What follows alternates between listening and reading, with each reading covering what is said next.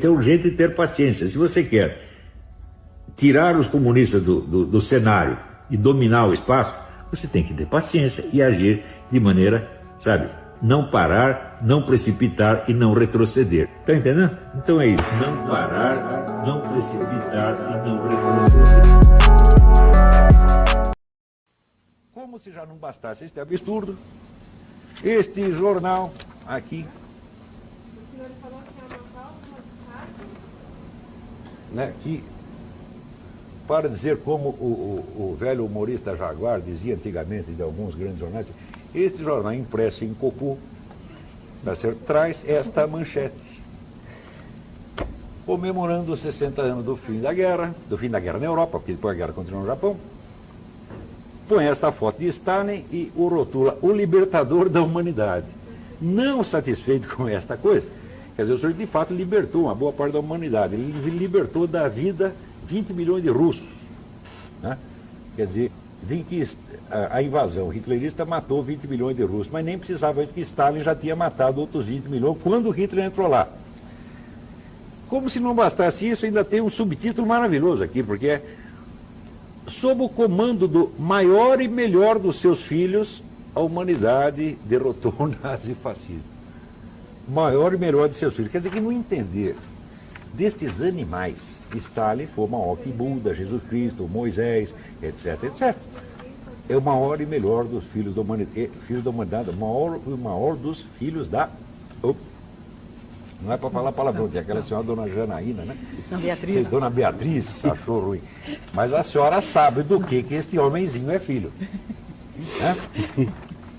Muito bem.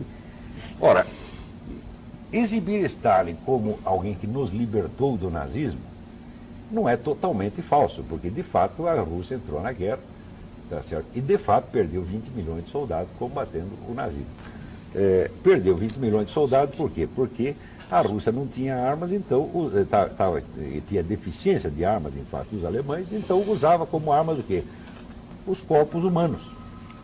Quer dizer, tinha lá um batalhão alemão armado até os dentes, eles mandavam milhões e milhões e milhões de soldados desarmados para morrer na frente. Né? Agora, como é que começou a guerra? Tá certo? Então, está aqui este livro, eu sugiro a leitura para aqueles que leem inglês, e quem não lê, pergunta para quem lê. Ernest Toppich, isso é um clássico da ciência política. A Guerra de Stalin, Stalin's War. Ele aqui mostra, este grande cientista político, Ernest Toppich, mostra como Stalin preparou a Segunda Guerra Mundial com antecedência de 15 anos.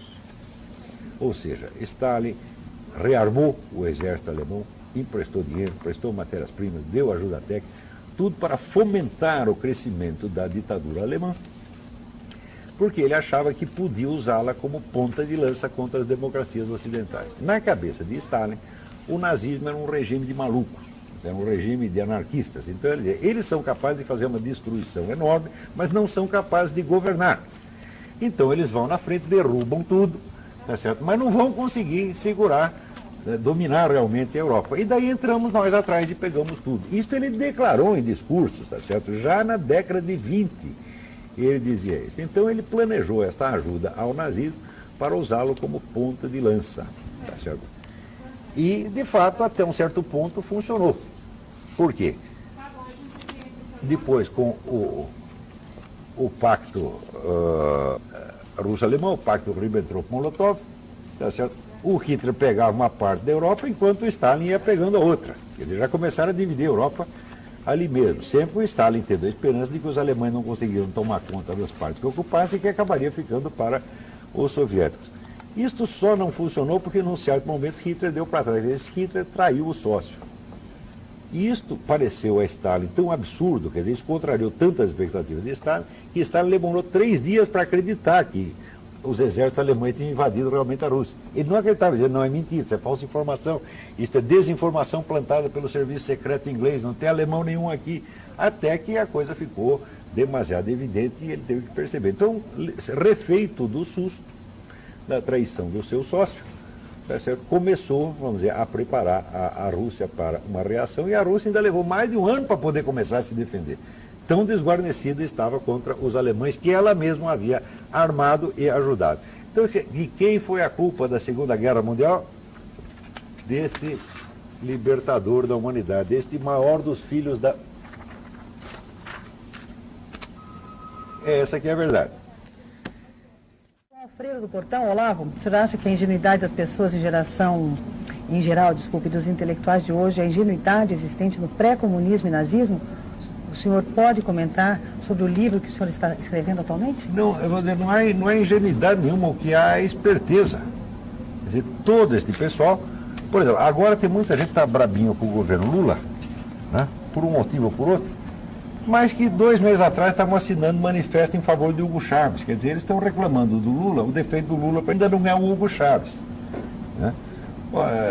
Então esse pessoal sabe que com a ascensão do regime comunista, eles vão ter poder. É isso que eles querem. Eles fazem parte, né, do aparato partidário. Eles fazem parte da máquina de dominação.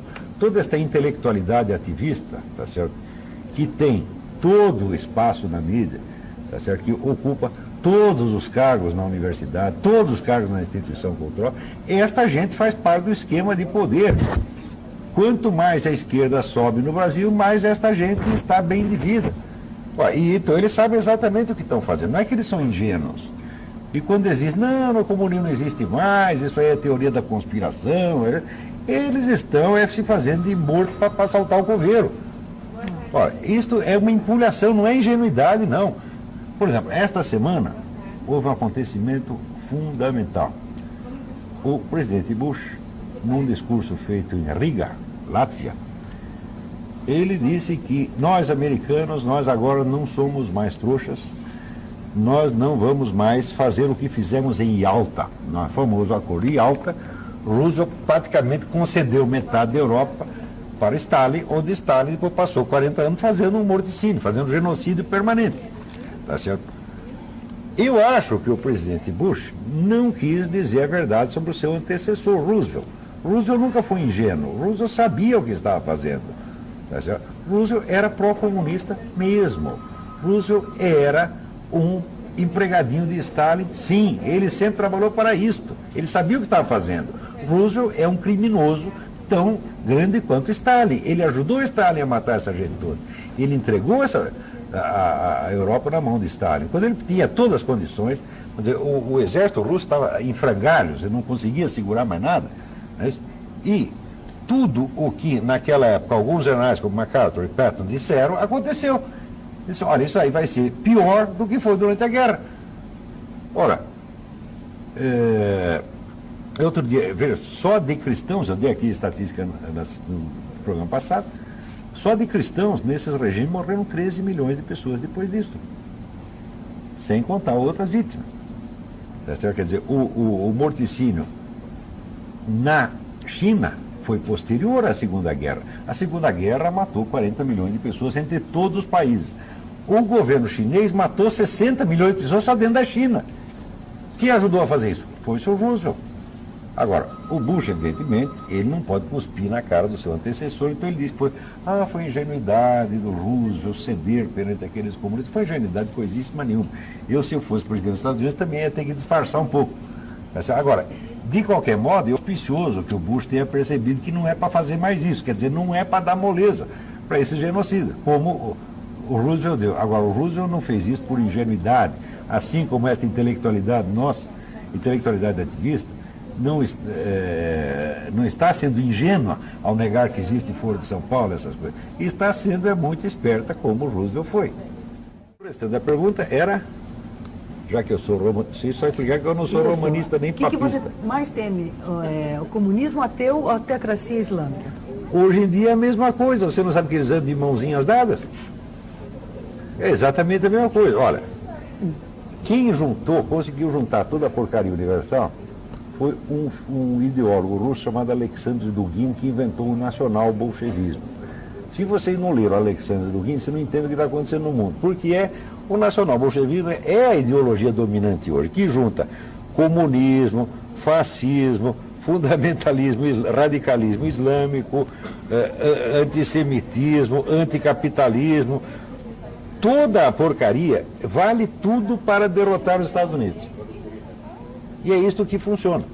Então o problema, eu falei especificamente do comunismo, bom, o comunismo se livra do comunismo, vem o radicalismo islâmico atrás.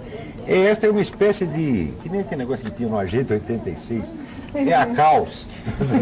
O Alexandre, você lê o Alexandre Duguin, você fala, olha, a ficção virou realidade, a piada virou realidade. Esse nacional-bolchevismo é a caos. É tudo o que não presta contra o único regime que presta no mundo.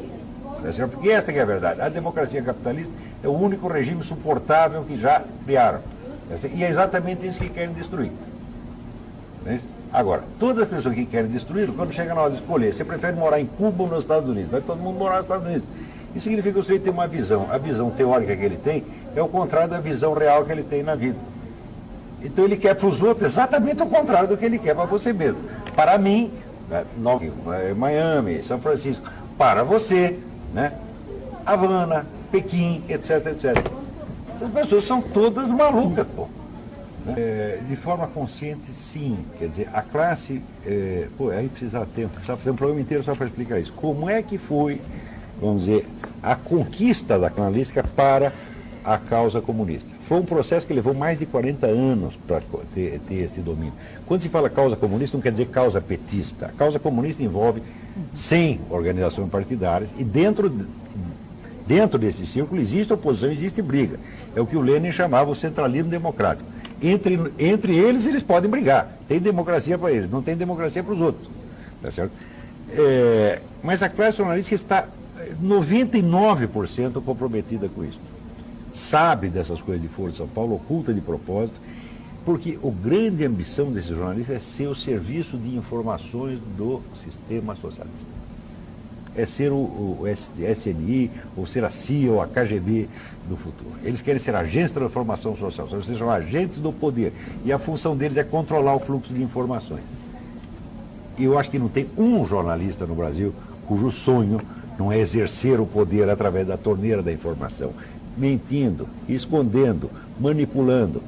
O controle do fluxo de informações é uma coisa tão importante que tem um estudo da IBM, feito já 3 décadas atrás, que provava que você, controlando o fluxo de informações que chega a uma pessoa, você pode produzir uma paranoia. Você produz um quadro paranoico, simplesmente graduando a informação. Quer dizer, através do controle da informação, você controla a conduta, mas controla de uma maneira com uma precisão e com uma eficácia extraordinária. Por exemplo, você, através do controle da informação, você pode fazer as pessoas acreditarem em desarmamento civil. Você pode fazer acreditar em Papai Noel, história da carochinha, no que você quiser. Quer dizer, o povo não tem outra fonte de informação a não ser a mídia popular. O povo não lê estudo especializado, o povo não lê documentos originais, não lê fontes primárias, como o historiador. Então ele tem que se guiar pelo que ele vê na mídia. Ora, a mídia no Brasil é constituída de 5 ou 6 canais e meia dúzia de jornais. É facílimo controlar isso. Não é como nos Estados Unidos, que tem milhões de jornais, cada um dizendo uma coisa diferente, e que ninguém controla aquilo. Aqui é facílimo de controlar. E está sendo controlado já faz tempo. Eu tenho prova, eu não invento coisa. Prova não significa mais nada. Aqui vale mais a opinião do seu Chico Buarque, tá certo? Do que toneladas de documentos. Quer dizer, o Chico Buarque disse, na macacada toda acredita. Agora, se você mostra documento, não quer dizer nada. Então, um país assim é um país suicida. Vocês querem morrer? Vocês vão morrer. Vocês querem o comunismo? Vocês vão ter. Tá certo? Nós já avisamos até onde podíamos. Nós não podemos fazer milagre. Não somos políticos, não somos líderes de coisa nenhuma, tá certo? Não vejo nem a menor... tem pretensão nem tem política. Pretensão de ser, tá certo? O que dá para a gente fazer, já fizemos, já avisamos. Missão cumprida, tá?